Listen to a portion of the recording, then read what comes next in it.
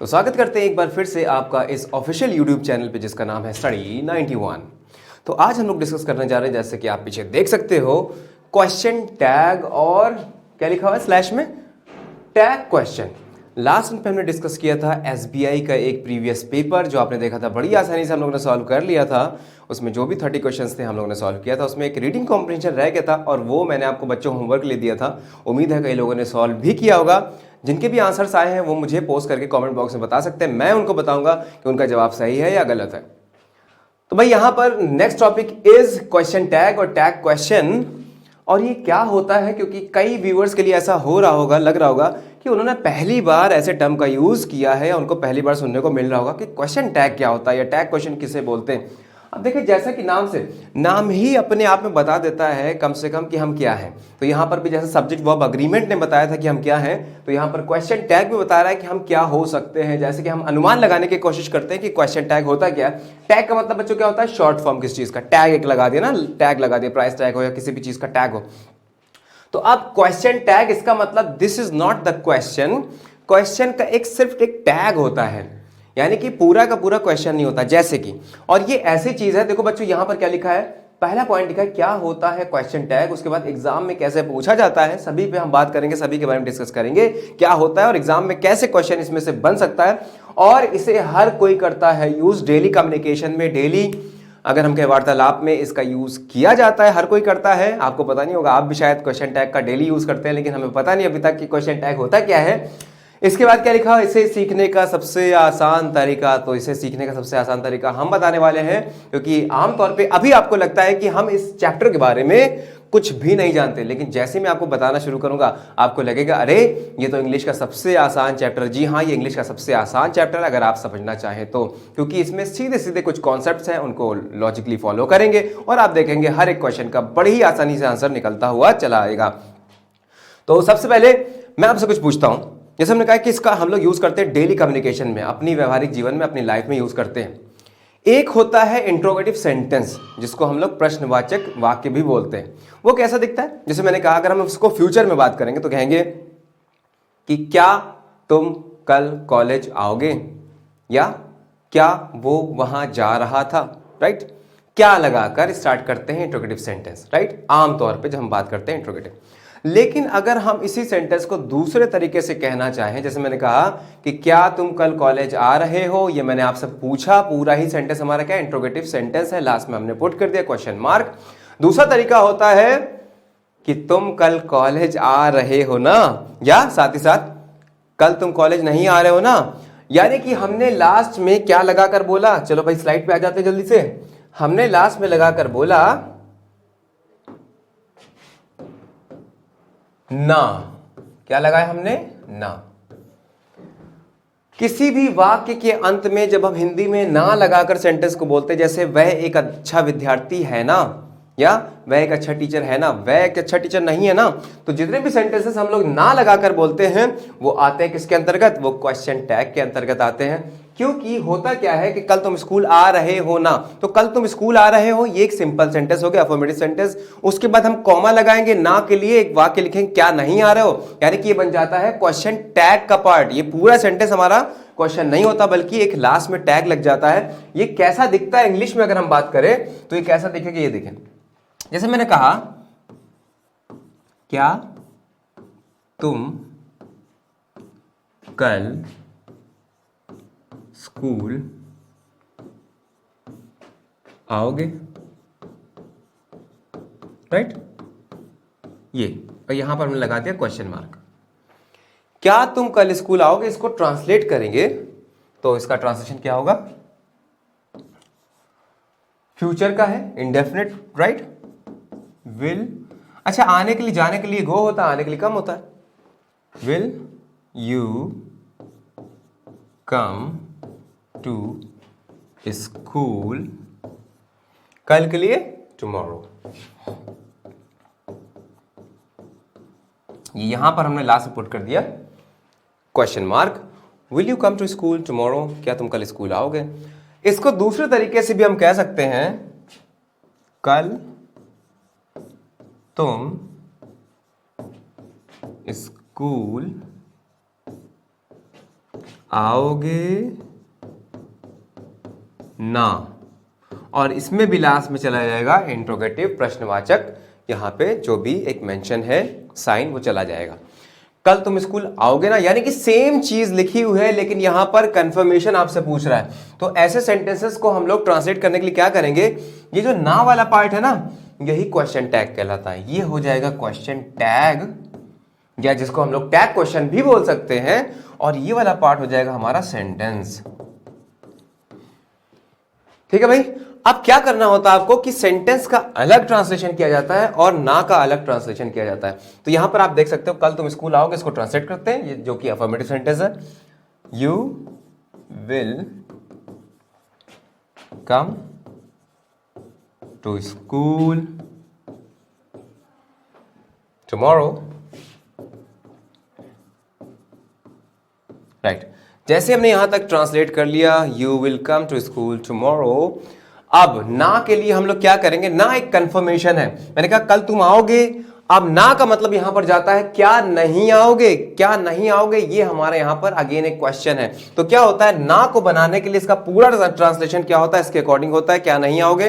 तो अब हम करेंगे क्या नहीं आओगे लिख के, क्या हम लोग लिख दे यहां पर।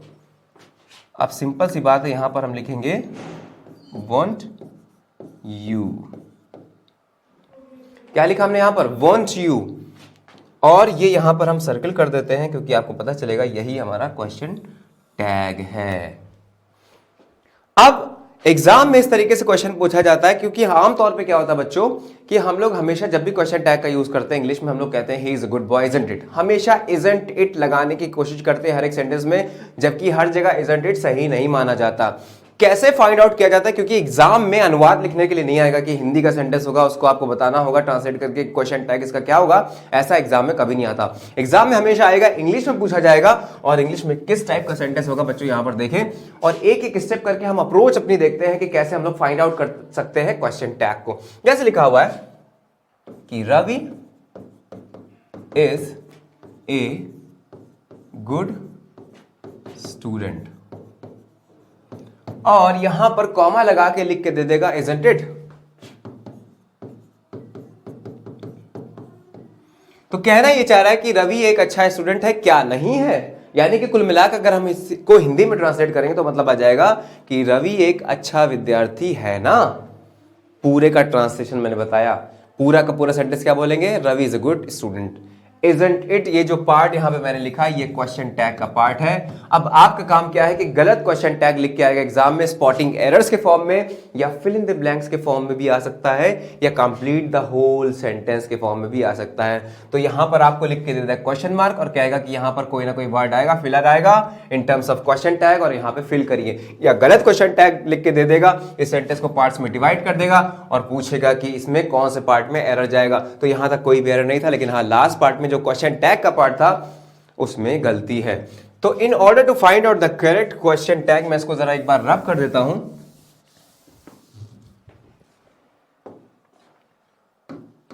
तो भैया सही क्वेश्चन टैग फाइंड आउट करने के लिए क्या करना होता है, say the sentences Ravi is a good student, comma लगा के कहा इजंट इट। तो हम सबसे पहली चीज जो देखते हैं वो देखते हैं सब्जेक्ट। बच्चों नोट करते जाना, बहुत इंपॉर्टेंट है। सब्जेक्ट देखा जाता है अगर आपको सही क्वेश्चन टैग बताना है किसी भी सेंटेंस में। उसके बाद जो दूसरी चीज देखी जाती है बच्चों वो होती है हमारे पास हेल्पिंग वर्ब, और सेम हेल्पिंग वर्ब जो यहां पर यूज होनी चाहिए या यूज हो रही है वही same helping verb question tag में यूज की जाती है। इसका मतलब same in QT, same helping verb will be used in question tag as well. और यहां का जो सब्जेक्ट होगा वो क्वेश्चन टैग में सब्जेक्ट नहीं बल्कि उसका प्रोनाउन यूज करेंगे in most of the cases. यहां पे हमने लिख दिया सब्जेक्ट का प्रोनाउन यूज होता है।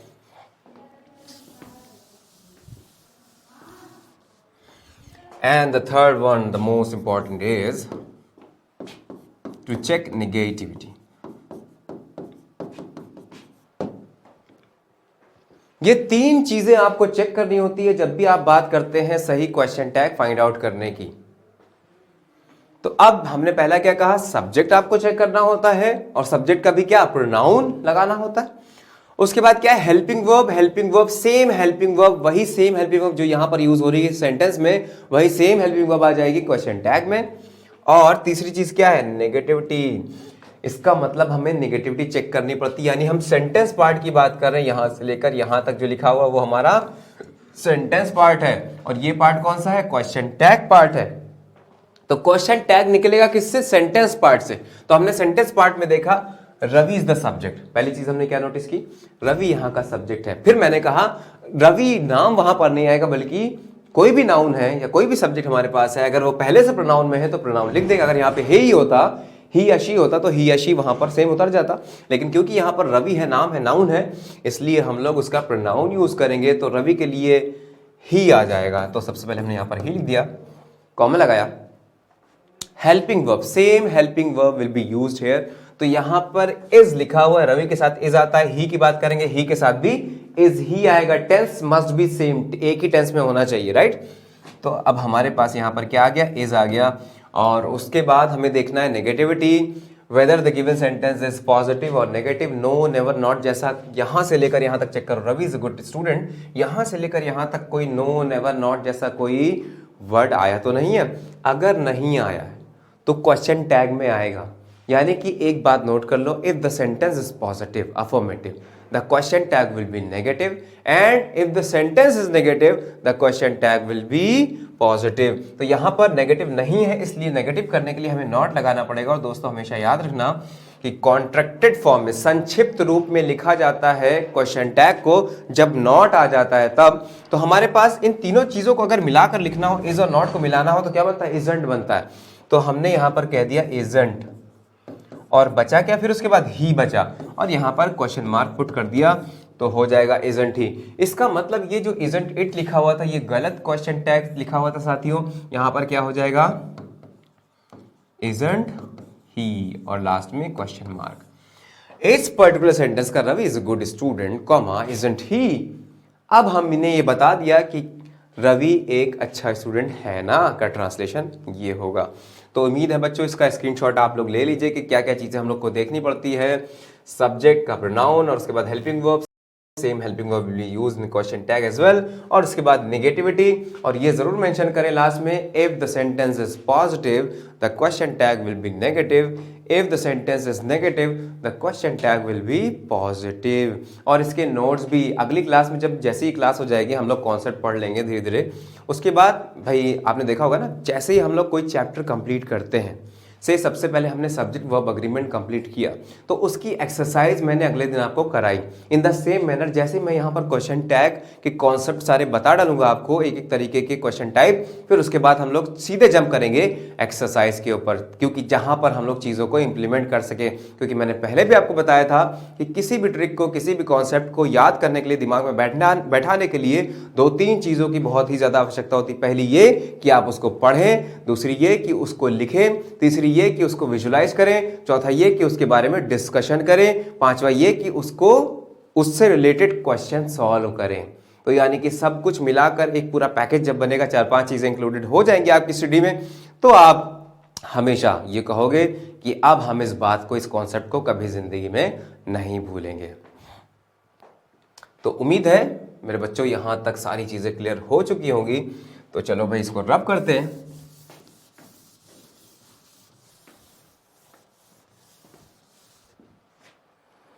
और एक और सेंटेंस हम लोग लेते हैं जल्दी से।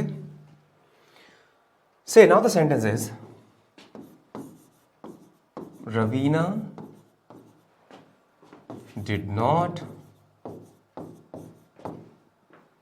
Attend the meeting. यहां पर कह रहा है कि इस पर्टिकुलर सेंटेंस का क्वेश्चन टैग फाइंड आउट करो। Raveena did not attend the meeting, कह रहा है कि इस सेंटेंस के लिए क्वेश्चन टैग क्या होगा। या पहले से गलत क्वेश्चन टैग लिख के आ सकता है, जैसे हमने यहां पर लिख दिया शुड यू, यहां पे शुड यू लिख दिया, तो क्या शुड यू यहां का क्वेश्चन टैग होगा? नहीं भाई, ये नहीं हो सकता। रीजन क्या है, चलो चेक करते। पहला क्या था, सब्जेक्ट हमें चेक करना है, तो यहां पे सब्जेक्ट क्या, Raveena.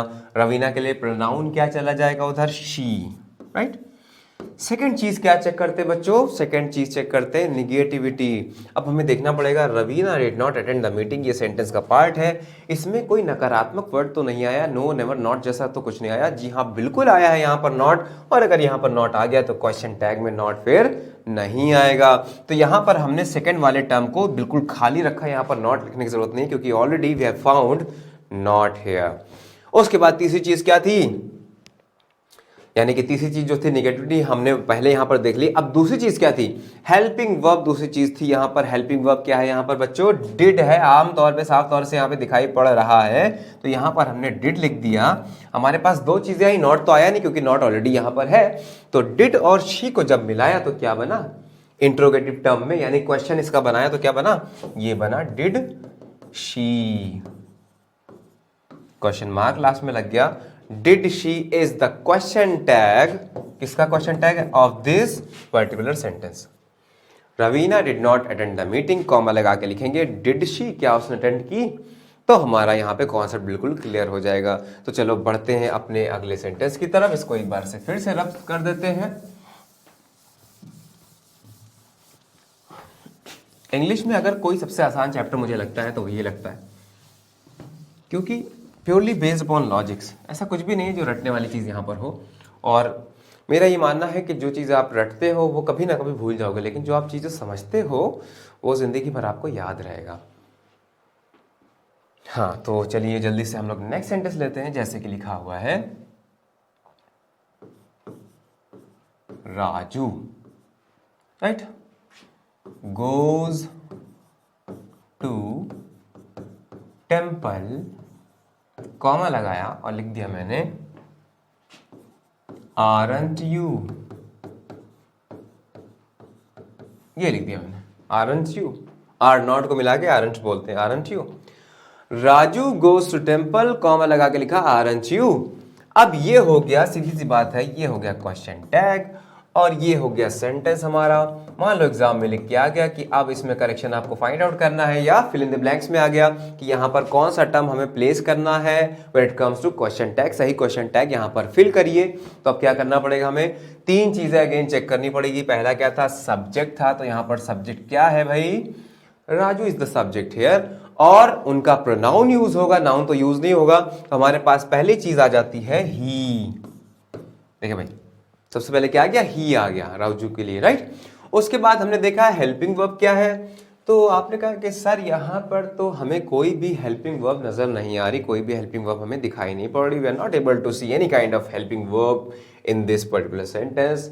Nothing to worry about, कोई भी दिक्कत वाली बात इसमें नहीं है, क्योंकि भले ही आपको यहाँ पर हेल्पिंग वर्ब आम तौर पे साफ तौर पे नजर ना आ रही हो, लेकिन आपको ये पता जरूर होना चाहिए कि कौन सा टेंस यहाँ पर इसने यूज किया है। राजू गोज, इसका मतलब प्रेजेंट इंडेफिनिट। भाई सब्जेक्ट आया फिर गोज लग गया, इसका मतलब प्रेजेंट इंडेफिनिट है। ये प्रेजेंट इंडेफिनिट में आपको पता होना चाहिए कि हेल्पिंग वर्ब क्या क्या आती है। हेल्पिंग वर्ब आती हैं डू या डज आती है। अगर हमारे पास ही है तो ही के साथ क्या लगा दे? डू या डज लगा दे। तो आप कहोगे सर डज लगा दीजिए। हमने कहा ठीक है भैया तुम्हारी मान लेते हैं इस बार, डज यहाँ पर लगा दिया। उसके बाद हमने क्या कहा? तीसरी चीज होती है नेगेटिविटी, आपको चेक करनी है। तो आपको देखकर बताना है कि रवि गोस टू टेम्पल, यहां तक देखना है आपको सेंटेंस को, ये सेंटेंस वाला पार्ट है।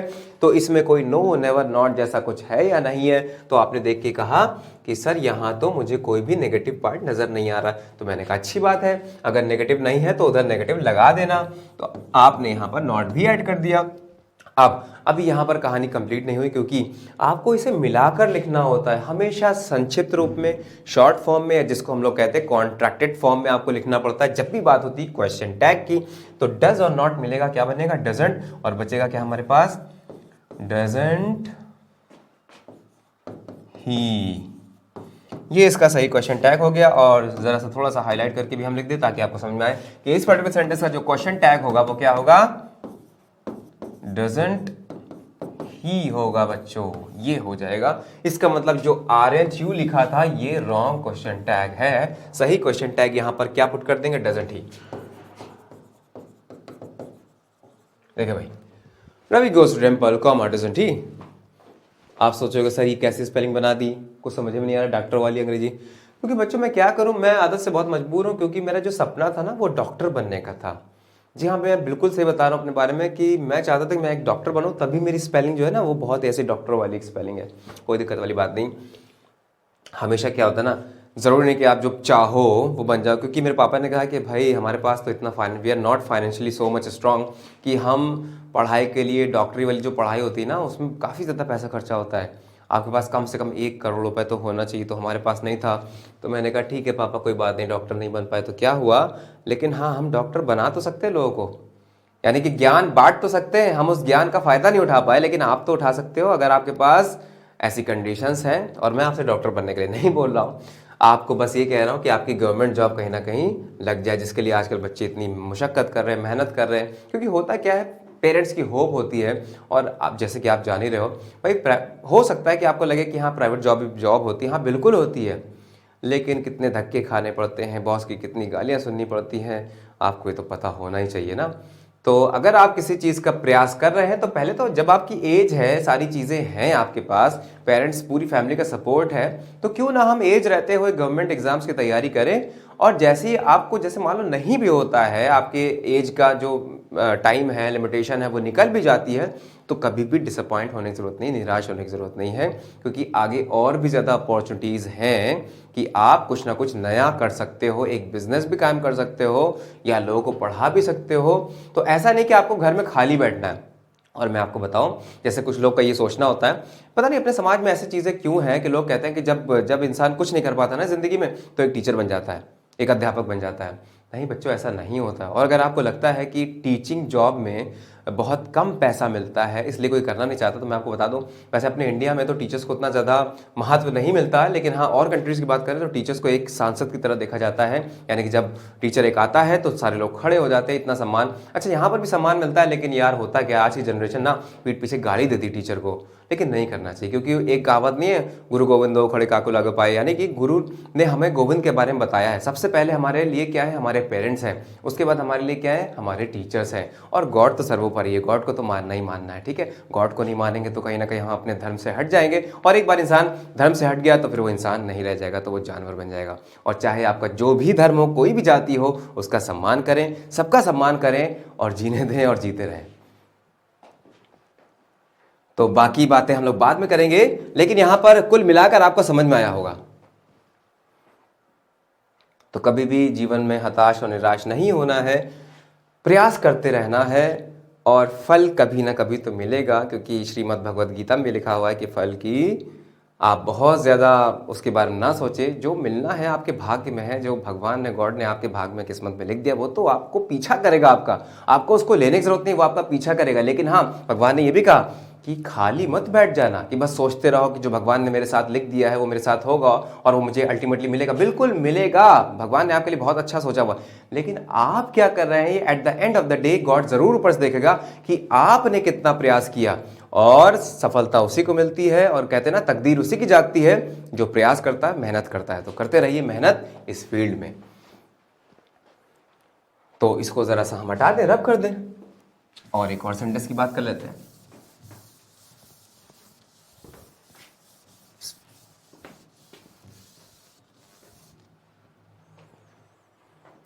हाँ तो भाई आ जाते हैं अपने अगले सेंटेंस की तरफ। मैंने कभी वाइट पेन नहीं लिया, चलो आज वाइट से लिख के देते हैं। ब्लैक तो नहीं ले सकते क्योंकि ब्लैक यहाँ पे बैकग्राउंड हमारा दिखाई नहीं देगा, वाइट लेके देखते हैं आज कैसा लगता है। अगला सेंटेंस हम लोग लेते हैं और लिखते हैं,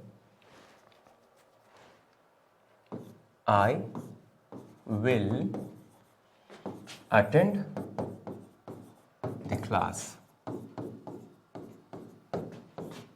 और कह रहा है कि इसका क्वेश्चन टैग फाइंड आउट करो, I will attend the class, इसका क्वेश्चन टैग फाइंड आउट करो। तो बच्चों होता क्या है, यहां पे फिर से वही लॉजिक आपको लगाना है। I is the subject here, ये हो गया सब्जेक्ट, राइट। प्रोनाउन के फॉर्म में है, इसका मतलब यहां पर हम आई एज इट इज लिख सकते हैं, नो डाउट अबाउट दैट। उसके बाद अगली चीज हम लोग देखते हैं, हेल्पिंग वर्ब, यहाँ पे विल लिखा हो तो वहां पर भी विल लगा देंगे, चलो भाई लगा दिया। फिर उसके बाद तीसरी चीज हम लोग देखते हैं कि यहाँ पर नॉट लगा है कि नहीं लगा है, नो नेवर नॉट जैसा कुछ है नहीं है, तो यहाँ पर नॉट लगा दिया। अब फिर हम क्या करते हैं, हमें ऐसे नहीं लिखना होता कि will not I, will not I नहीं लिख सकते, या विल आई नॉट ऐसे नहीं लिख सकते, विल और नॉट को आपको मिलाना पड़ेगा। तो बच्चों मैं बता दूं कि भाई कुछ कॉन्ट्रैक्टेड फॉर्म तो बहुत आसान होते हैं, जैसे इज का नॉट के साथ इजंट हो जाता है, डज नॉट डजंट हो जाता है, हैज नॉट हैजंट हो जाता है, शुड नॉट शुडंट हो जाता है, वुड नॉट वुडंट हो जाता है। लेकिन कुछ ऐसे होते हैं जिसमें कुछ ना कुछ थोड़ी बहुत स्पेलिंग चेंज हो जाती है, बिल्कुल अलग हो जाते हैं वो। तो विल नॉट को हम लोग विलंट नहीं कहते बल्कि कहते हैं वोंट। क्या कहेंगे बच्चों? वोंट। विल नॉट को वोंट। और बता दें शैल नॉट को, ये नोट करते चले, बहुत इंपॉर्टेंट है, शैंट। शैल नॉट को शैंट, ये वही देखिए, राइट। और अगर बात की जाए बच्चों इज नॉट को इजंट कहते हैं, आसान है। आर नॉट को क्या हो जाएगा? आरंट। आर नॉट क्या बनता है? आरंट। और यहां पर बहुत ही इंपॉर्टेंट चीज आने वाली है कि सर फिर एम नॉट को क्या बोलते हैं?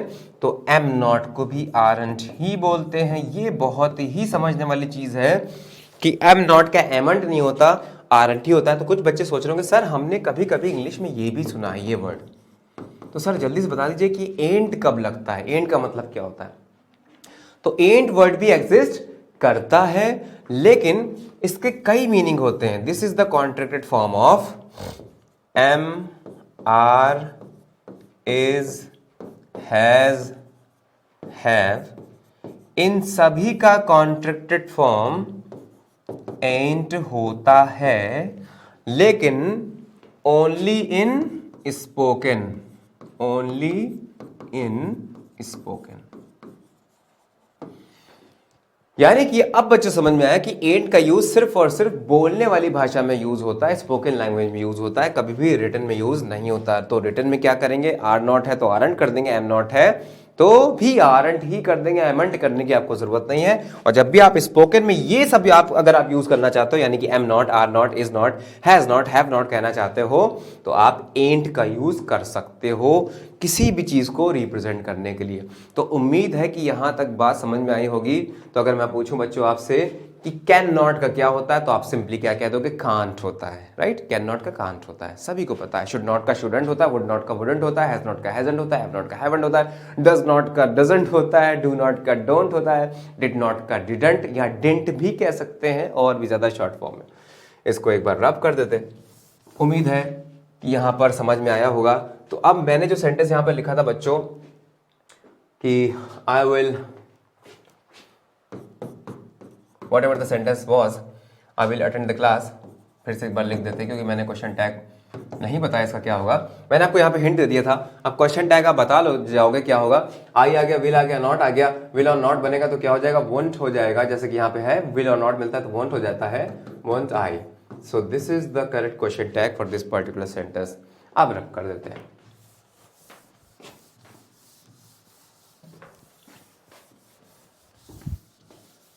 दोस्तों ऐसे पढ़ो ना कि अगर आप एक बार पढ़ लो तो फिर आपको दोबारा पढ़ने की जरूरत ना पड़े।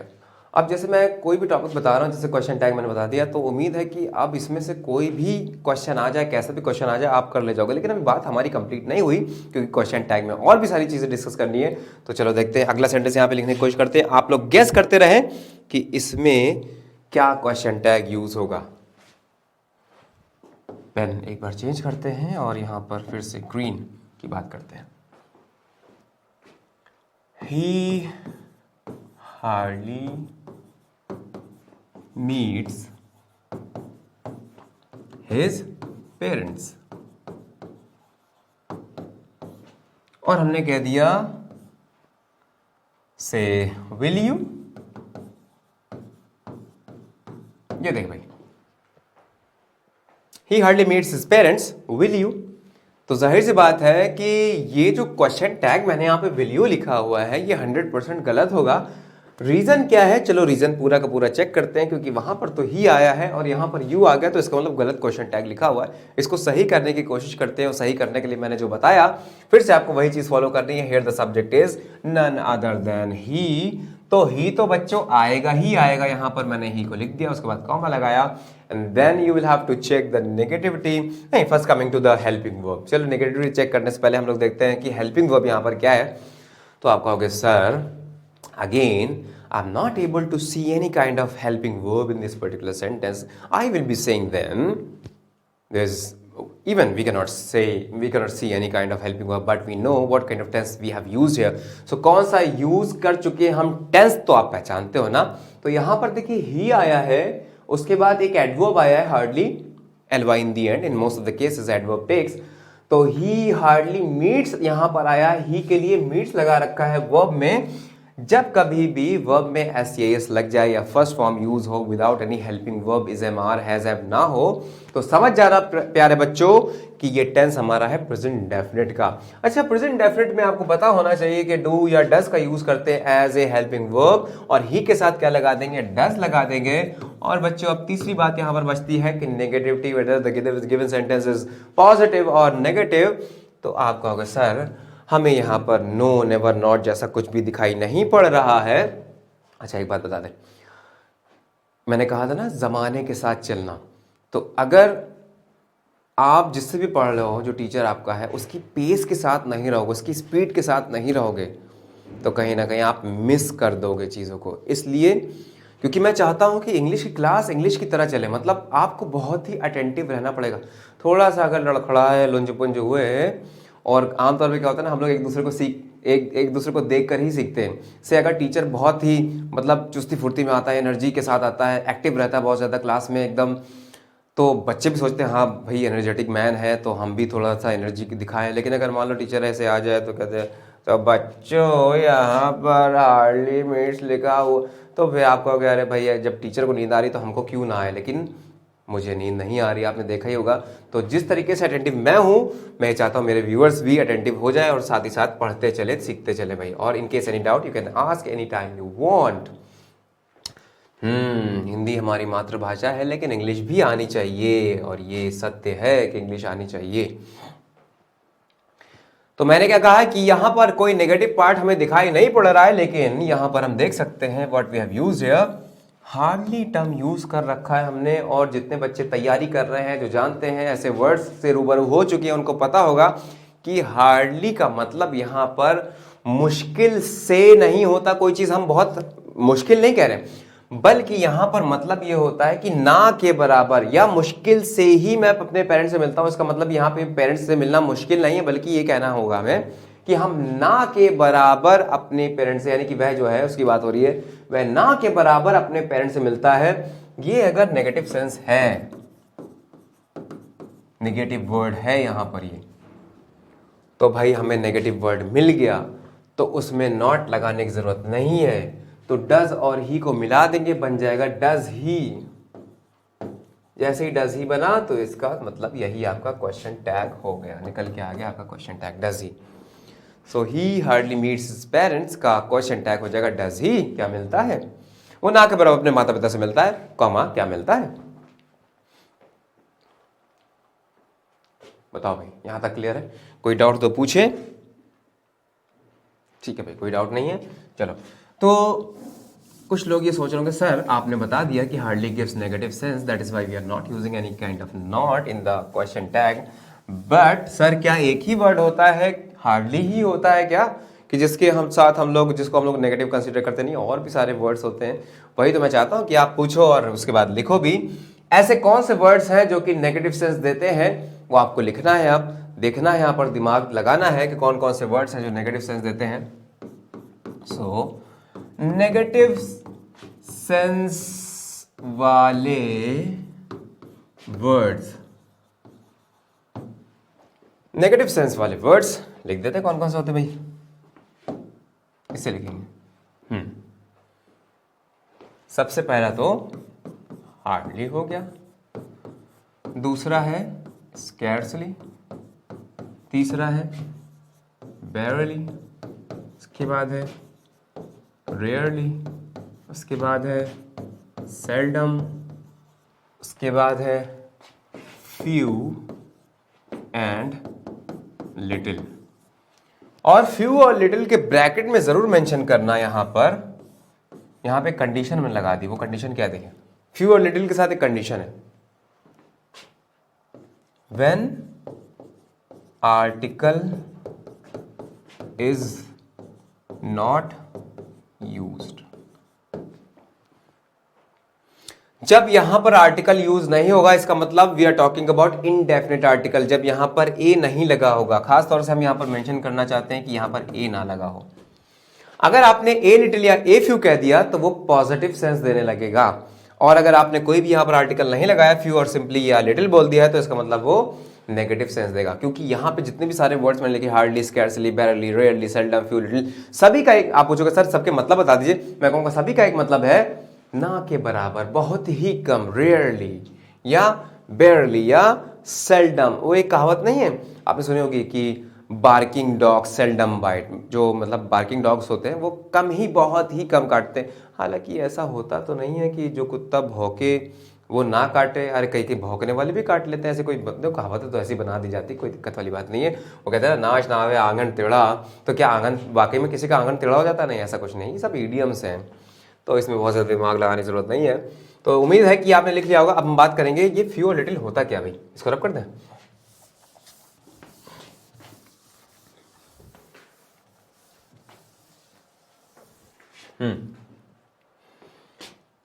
Few versus little.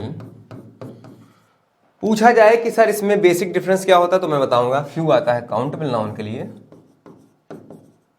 Countable noun के लिए, और ये आता है लिटिल अनकाउंटेबल नाउन के लिए। जैसे कि आई हैव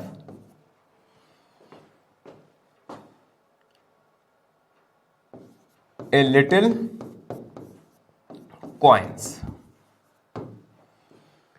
क्या हम ये कह सकते हैं I have a little coins? नहीं कह सकते। रीजन क्या है? कॉइन्स क्या है? काउंटेबल है। काउंटेबल को कौन रिप्रेजेंट करता है? फ्यू। तो क्या कहेंगे? I have a few coins. ये बात होगी। अगर मैंने कहा कि I have a few knowledge, तो नॉलेज तो अनकाउंटेबल है, तो क्या कहना पड़ेगा? I have a little knowledge, right. एक आपने कहावत सुनी होगी, a little knowledge is a very dangerous thing. A little knowledge, क्योंकि अगर वहां से आप ए हटा दोगे तो मतलब ये हो जाएगा ना के बराबर नॉलेज। जैसे मैंने यहां पर कहा कि I have a few coins, तो मतलब मेरे पास कुछ ना कुछ कॉइन्स है। लेकिन अगर हम जैसे ही यहां से ए हटाएंगे तो मतलब हो जाएगा कि आई हैव फ्यू कॉइन्स, मतलब ये हो जाएगा ना के बराबर। तो अगले पार्ट में हम आपको यही बताना चाह रहे हैं कि पहले तो आपने बेसिक डिफरेंस समझ लिया कि ये आता है काउंटेबल के लिए और ये आता है अनकाउंटेबल के लिए। अब मैं आपको आगे बता दूं कि जब इसमें हम आर्टिकल ए लगा देंगे तो क्या मतलब अर्थ का अनर्थ कैसे हो जाता है। ये देखें, देखो भाई, यहां पर हमने फ्यू और लिटिल की बात की है। इनको हमने कुछ नहीं दिया, 1 रुपया इनको हमने नहीं दिया, पैसा नहीं दिया, तो ये किसके बराबर है? कुछ नहीं दिया हमने, तो ये नथिंग है भाई। इसका मतलब क्या जाएगा? Nothing, close to nothing. और सेंस कौन सा जाएगा? अगर नथिंग है तो नेगेटिव सेंस होगा, नेगेटिव सेंस हो गया। जैसे ही हमने इसमें ए ऐड किया और 1 रुपया इन लोग को दे दिया ए ऐड करके, ए लिटिल हो गया, ए फ्यू हो गया, तो भैया अब ये बराबर हो जाएगा समथिंग के, कुछ ना कुछ इसके पास हो गया। और सेंस हमारा कैसे चला जाएगा? पॉजिटिव सेंस चला जाएगा।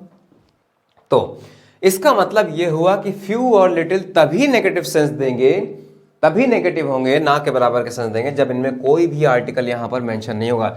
जैसे ही आपने यहां पर ए लगा दिया तो इसका मतलब हो जाएगा कुछ ना कुछ मात्रा में है और इन ए पॉजिटिव सेंस, राइट। तो अगर ये है तो इसको पॉजिटिव मानेंगे, ये है तो इसको नेगेटिव मानेंगे। और क्वेश्चन टैग में अगर ये लगा है तो नॉट नहीं आएगा, अगर ये लगा है तो नॉट आ जाएगा, क्योंकि ये पॉजिटिव है तो क्वेश्चन टैग नेगेटिव हो जाएगा।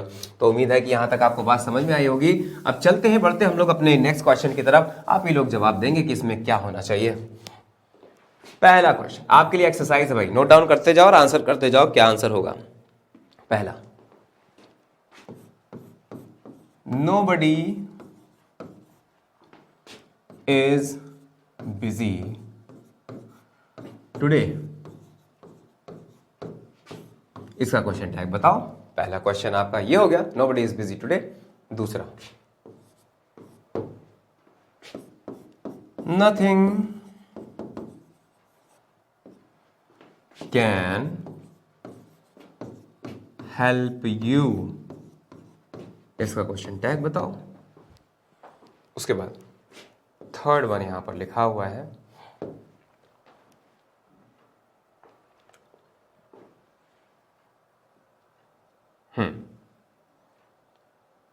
he has a little knowledge, he has a little knowledge, और fourth one is he has little knowledge। चारों ही सेंटेंसेस का आपको बताना है कि सही क्वेश्चन टैग क्या होगा। तो चलो, you have 1 minute of time. 1 minute के अंदर आप लोग मुझे बताएंगे कि इन सभी का क्वेश्चन टैग क्या होगा। तो मेरे ऑडियंस प्लीज इसको सॉल्व करें और उसके बाद हम बताते हैं सभी के आंसर्स।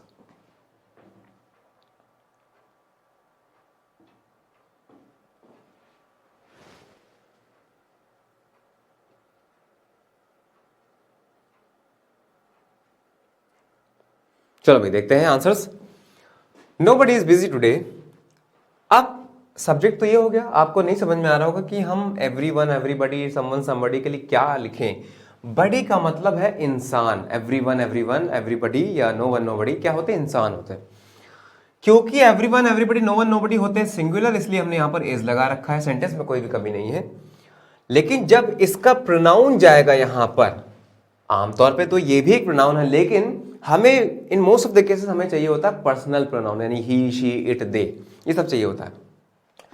तो नोबडी जब क्वेश्चन टैग में जाता है तो ही या शी नहीं बनता है, क्योंकि भले ये सेंस देता है यहां पर, जो सब्जेक्ट वाइज सेंस देता है वो सिंगुलर का देता हो, लेकिन जब ये क्वेश्चन टैग में जाता है तो ये एक से ज्यादा का सेंस देने लगता है। इसलिए no one, nobody, someone, somebody, इन सभी के लिए जो क्वेश्चन टैग में प्रोनाउन यूज होता है वो दे का यूज करते हैं। तो यहां पर क्या लगा देंगे?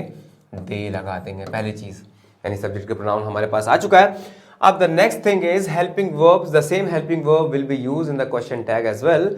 सो यहां पर हम देख सकते हैं कि यहां पर इज लिखा हुआ है, तो अब अगर दे के साथ हम इज लगाएं तो महापाप, महाअन्याय हो जाएगा। इसलिए क्योंकि दे है प्लूरल, तो इसको इज नहीं चाहिए बल्कि आर चाहिए। इसको आर लगा दिया, कॉमा लगाया। उसके बाद तीसरी चीज हम लोग चेक करते हैं कि सेंटेंस हमारा नेगेटिव है या पॉजिटिव है। तो भैया यहां पर नो तो पहले से लिखा हुआ है ना, कोई नहीं। जब नो पहले से यहां पर है तो उसमें नॉट जैसा लगाने की कोई भी आवश्यकता नहीं है। तो बचा हमारे पास आर दे। इसका क्वेश्चन बनाएंगे तो क्या बनेगा? Are they. यही इसका क्वेश्चन टैग हो जाएगा, आर दे, राइट।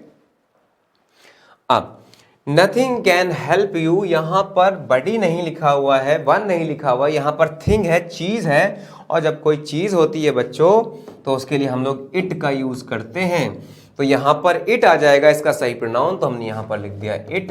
उसके बाद कॉमा लगाया और उसके बाद the same helping verb will be used there also. यहां पर कैन लिखा हुआ है तो इट के साथ कैन लगाने में कोई भी यहां पे खराबी नहीं है, हमने कैन लगा दिया। और तीसरी चीज यहां पर क्या है? नेगेटिविटी। यहां पर नो जैसा कुछ लिखा हुआ है, इसका मतलब यहां पर नॉट आएगा नहीं, इन दोनों से काम चलाना पड़ेगा। तो क्या हो जाएगा? Can it. तो इसका सही क्वेश्चन टैग क्या होगा? Can it. उसके बाद he has a little knowledge. अब यहां पर बच्चों आपको लग सकता है कि यहां पर ये जो हैज है दोनों जगह, ये हेल्पिंग वर्ब है, लेकिन मैं आपको बता दूं ये यहां पर हेल्पिंग वर्ब नहीं है। क्योंकि अगर ये यहां पर हेल्पिंग वर्ब होते तो इसके बाद मेन वर्ब होती, जैसे I have done this, I have done this, he has completed, यानी पहले हेल्पिंग वर्ब आ रही है उसके बाद मेन वर्ब आ रही। लेकिन यहां पर देखो क्या, ही हैज लिटिल नॉलेज, यहां पे नाउन की बात कर रहा है, कोई वर्ब हमारे पास थर्ड फॉर्म में नहीं। इसका मतलब ये जो टेंस है ये हैज हैव वाला टेंस है ही नहीं। अगर मैं आपसे पूछूं इन दोनों के टेंस बताओ तो आप ये नहीं कह सकते कि सर हैज आया है दोनों जगह तो ये प्रेजेंट परफेक्ट है। ये प्रेजेंट परफेक्ट नहीं है बच्चों, ये है प्रेजेंट इंडेफिनिट। कैसे पता चला? क्योंकि हैव के कई मीनिंग होते हैं और हैव का एक मीनिंग होता है टेक। जैसे कि मैंने कहा, या कोई चीज जब आप पजेस करते हो तब हैव लगाते हैं। जैसे आई हैव अ कार, मेरे पास एक कार है, तो आई हैव अ कार ये प्रेजेंट इंडेफिनिट है, परफेक्ट नहीं है।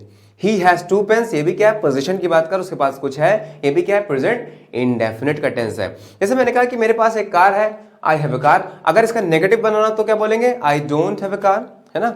और अगर इसका इंट्रोगेटिव बनाना तो do I have a car, do I have a car, interrogative. इसका मतलब ये हुआ कि जब इंट्रोगेटिव की बात करेंगे तो यहां पर हैज हैव नहीं लगेगा, बल्कि यहां पर लग जाएगा डू या डज।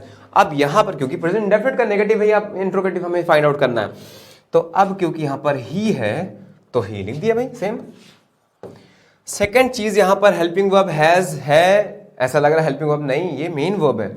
मेन वर्ब की फर्स्ट फॉर्म किस में आती है? प्रेजेंट इंडेफिनिट में आती है। डू या डज का यूज करते हैं, ही के साथ डज लगा दिया तो यहां पर आ गया डज। उसके बाद तीसरी चीज हमने देखी, ये नेगेटिव है सेंटेंस या पॉजिटिव है। मैंने बताया जब आर्टिकल लगता है तो उसका मतलब होता है कुछ ना कुछ नॉलेज होना, कुछ ना कुछ चीज होना। तो अगर उसके पास कुछ ना कुछ है तो भाई पॉजिटिव सेंस तो यहां पर आ गया, तो उधर नेगेटिव चला जाएगा और लग जाएगा नॉट। तो हम डज और नॉट को मिलाएंगे तो क्या बनेगा? डजंट, और बचेगा क्या? डजंट ही। तो यहां पर हो गया डजंट ही। देखो बच्चों यहां पर डजंट ही आ गया हमारे पास क्वेश्चन टैग। इसके बाद इसका बता दें जल्दी से, ही हैज, अगेन हमारे पास जो सब्जेक्ट आ जाएगा प्रोनाउन के फॉर्म में वो ही आ जाएगा। दूसरी चीज क्या देखनी होती है? Helping verb. यहाँ पर हैज लिखा हुआ है लेकिन मैं आपको बता दूं ये भी अगेन क्या है? प्रेजेंट इंडेफिनिट है, जिसमें हम डू या डज का यूज करते हैं। ही के साथ क्या आ जाएगा? ही के साथ आ जाएगा नन अदर देन डज। और उसके बाद हमें देखना पड़ेगा कि लिटिल यहाँ पर आया, लेकिन यहाँ पर सर ए लिटिल नहीं लिखा हुआ बल्कि विदाउट एनी आर्टिकल लिखा। इसका मतलब यहाँ पर बताना ये चाहता है कि उसके पास ना के बराबर नॉलेज है। और जैसे हमने कहा कि ना के बराबर नॉलेज है तो क्वेश्चन टैग में पॉजिटिव चीज आ जाएगी। इसका मतलब यहाँ पर नॉट लगाने की जरूरत नहीं है। तो क्या बन जाएगा? Does he, does he. ये इसका क्वेश्चन टैग हो गया। साथियों एक बार चेक कर लो, सभी बच्चे चेक कर लो कि आपका आंसर सही या गलत, चारों के चारों। और जिनके चारों के चारों सही हैं उनको मैं चॉकलेट दूंगा, पक्की बात है ये, है ना। मुझे कमेंट बॉक्स में लिखकर बताएं किसने किसने ये जवाब चारों के चारों सही थे। I will give them chocolate of ₹10, 10 वाली चॉकलेट। हाँ पूरे 10 वाली, 1 रुपए वाली नहीं, 2 रुपए वाली नहीं, बल्कि पूरे 10 वाली chocolate.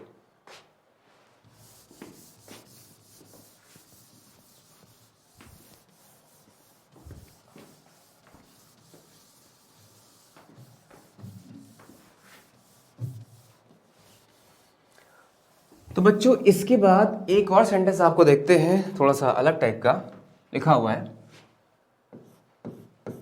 No pub is there. यहां पर या वहां पर कोई भी पब नहीं है। अब कई लोग सोच सकते हैं कि हम यहां पर पब के लिए इट लगा दें, नॉन लिविंग कोई चीज है, होटल का नाम लिखा हुआ है या रेस्टोरेंट है तो इट लगा दे। लेकिन बच्चों यहां पर इट नहीं लगेगा। रीजन क्या है?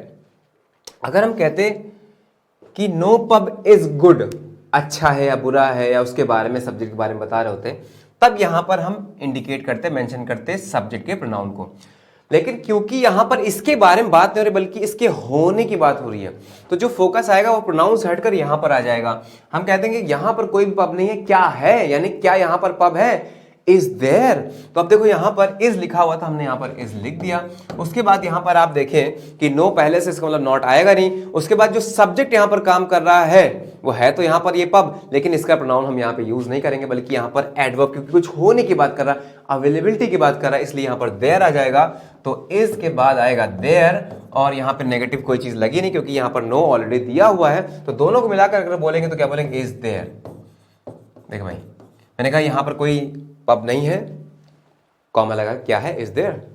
तो इस सेंटेंस का, ये स्पेशल टाइप का सेंटेंस था, इस सेंटेंस का क्वेश्चन टैग हो गया ये। तो उम्मीद है यहां तक बिल्कुल क्लियरली आपको समझ में आया होगा।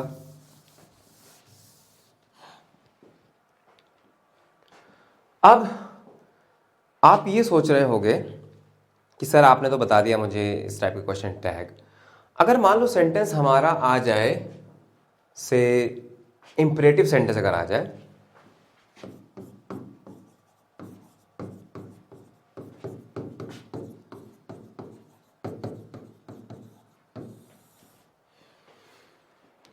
इंपरेटिव सेंटेंसेस अगर दिए हुए हों, जैसे लिखा हो कि सिट डाउन, तो इसका क्वेश्चन टैग क्या होगा? सिट डाउन का क्वेश्चन टैग क्या होगा? तो आप कहोगे मुझसे सर यहां पर ना तो हमें कोई सब्जेक्ट दिख रहा है, ना हमारे पास कोई यहां पर से हेल्पिंग वर्ब है, तो हम इसका क्वेश्चन टैग सर कैसे फाइंड आउट करें? पहले तो हम ये समझते हैं कि कैसे पता चलेगा कि the given sentence is imperative और नॉट। दिया हुआ सेंटेंस हमारे पास इंपरेटिव है या नहीं है। तो जल्दी से मुझे बता दो कि इंपरेटिव सेंटेंस की पहचान क्या होती है। इंपरेटिव सेंटेंस की क्या पहचान होती है, सभी लोग बताएं भाई। नहीं बता? चलो मैं बताता हूं। इंपरेटिव सेंटेंस की पहचान ये होती है, पहला पॉइंट, शुरू होते हैं, हिंदी में लिख रहे हैं भाई, शुरू हो सकते हैं किससे? प्लीज या काइंडली से। दूसरा पॉइंट, शुरू होते हैं, starts, imperative sentences start with a verb. और आपको जानकर अच्छा लगेगा कि लेट भी एक वर्ब है, यानी कि शुरू होते हैं लेट से, और वो भी तो एक वर्ब ही है। तो इसका मतलब 2 पॉइंट हमारे पास सफिशिएंट है कि इंपेरेटिव सेंटेंस की पहचान देखने में यही पता चलती है कि अगर वो किसी वर्ब से शुरू हो रहे हैं या जिसपे काइंडली या प्लीज जैसे वर्ड आ रहे हैं शुरुआत में ही, please go there, kindly come here, sit down, या वर्ब से लेट हिम गो देयर, ये सारे के सारे इंपेरेटिव सेंटेंस हैं या इंपेरेटिव सेंटेंस जिनको बोलते हैं। इंपेरेटिव भी बोल सकते हैं, इंपेरेटिव भी बोल सकते हैं। It is all about accent. अलग अलग जगह का अलग अलग एक्सेंट होता है, तो जो हमारी ज़बान गवारा करती है बोलना, जो हमें आता है वो हमें बोल देना चाहिए बिना बहुत ज़्यादा इसके बारे में सोचे कि इसका सही प्रोनाउंसिएशन क्या होगा, राइट। तो अब अगर पूछा जाए कि सेंस वाइज सर इसका क्या मीनिंग होता है, इंपेरेटिव सेंटेंस में कैसा सेंस आता है, तो मैं बताऊंगा। आप बच्चों ने पढ़ा भी होगा, नरेशन में पढ़ा होगा, एक्टिव पैसिव में पढ़ा होगा कि इंपेरेटिव सेंटेंस से भी कन्वर्ट करना पूछा जाता है। तो मैं आपको बता दूं, जिसमें सेंस होता है, भाव आता है किसका? ऑर्डर का, कमांड का, रिक्वेस्ट का, सजेशन का, इनमें ये सब भाव आते हैं, तो वो कहलाता है इंपेरेटिव सेंटेंस। इंपेरेटिव सेंटेंस का क्वेश्चन टैग कैसे बनेगा, ये आपके लिए थोड़ा सा होमवर्क है। आप मुझे बताएंगे अगले टर्न पे जब मैं इसकी एक्सरसाइज कराऊंगा, और ज़रूर बताऊंगा इसका क्वेश्चन टैग क्या बनेगा। ये आपके लिए एक सरप्राइज है। तब तक बच्चे इसको सीखें, कहीं से देखें कि इंपेरेटिव सेंटेंस का क्वेश्चन टैग, और जब आप पढ़ के आएंगे मुझे बताएंगे सर ऐसे बनेगा, मैंने पढ़ा था, तो मैं उसमें करेक्शन भी करा सकता हूँ। क्योंकि भाई आप जहाँ से पढ़ते हो, कोई एक सोर्स है, से कोई वेबसाइट है, उसमें आपने देखा, तो हो सकता है वेबसाइट गलत भी बता सकती है, क्योंकि इंसान ही बुक लिखता है, इंसान ही वेबसाइट बनाता है, इंसान ही टेक्नोलॉजी और पीसी और साइंस की चीज़ें बनाता है। तो जब इंसान से गलती हो सकती है तो मशीनों से तो 100% हो ही सकती है। इसीलिए जैसा कि लोग आजकल सोचते हैं कि इतना ज़्यादा आर्टिफिशियल इंटेलिजेंस आ चुका है, तो क्या ये ह्यूमन बीइंग को रिप्लेस कर देगा? रोबोट्स क्या ह्यूमन बीइंग को रिप्लेस कर देंगे, हमारी जॉब खा जाएंगे? ऐसा कुछ भी घबराने की जरूरत नहीं, क्योंकि हमने ही उनको बनाया है, वो हम पे कभी भी राज नहीं कर पाएंगे, राइट। और वो उनके दिमाग में कभी भी ह्यूमन जैसी फीलिंग, ह्यूमन जैसी भावना जो है, हम लोग के जैसा जो दिमाग है, वो एक मशीन के पास कभी भी नहीं हो सकता, चाहे आप जितनी भी कोशिश करके देख लो, राइट। तो इसी के साथ अपनी वाणी को विराम देते हुए यहाँ पे बताना चाहेंगे कि अगले दिन पे जब हम लोग मिलेंगे तो इसकी एक्सरसाइज के साथ मिलेंगे, और साथ ही साथ इंपेरेटिव सेंटेंस के क्वेश्चन टैग कैसे बनाया जाए ये भी डिस्कस करेंगे। तब तक के लिए टेक केयर, बाय बाय, और all the best whatever you are doing in your life. और अच्छे से एग्जाम दो, जो भी आप एग्जाम तैयारी कर रहे हो। और इसके साथ साथ मैं कभी नहीं भूलता क्या कहना, जय हिंद।